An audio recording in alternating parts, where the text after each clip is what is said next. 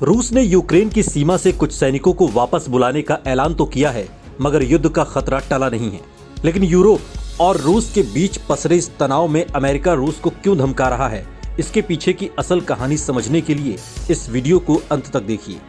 Ukraine के साथ डटकर खड़े अमेरिका के स्टैंड के राजनीतिक मायने तो हैं ही, साथ ही इसके पीछे के आर्थिक पक्ष और अमेरिका के वर्चस्व पर होने वाले डेंट की आशंका को भी समझना जरूरी है, जिस पर अमेरिका का फोकस है।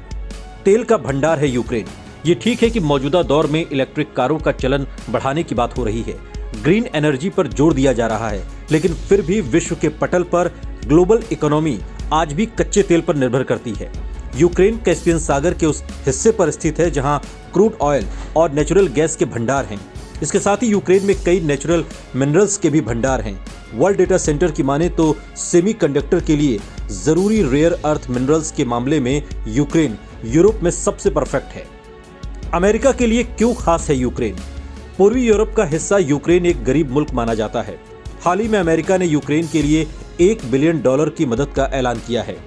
यूं तो यूक्रेन सीधे तौर पर अमेरिका को कोई खास आर्थिक फायदा नहीं पहुंचा सकता, मगर इसकी भौगोलिक स्थिति के दूसरे लाभ हैं जिस पर अमेरिका की नजर है।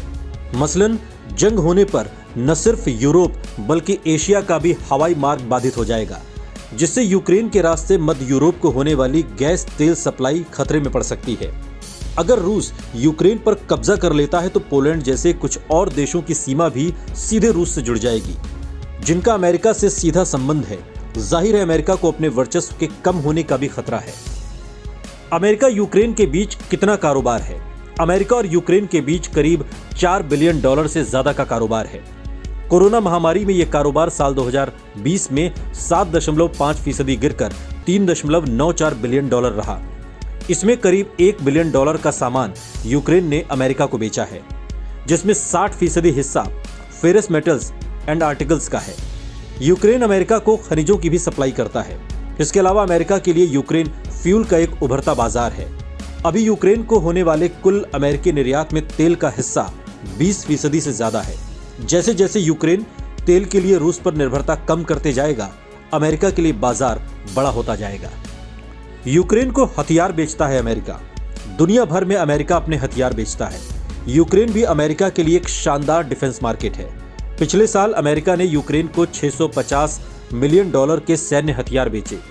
इसके अलावा हाल ही में रूस यूक्रेन के बीच बढ़े तनाव में भी अमेरिका ने यूक्रेन को $200 मिलियन के हथियार दिए हैं। जाहिर है जंग हो या जंग का तनाव हो, दोनों ही सूरतों में फायदा अमेरिका का ही है।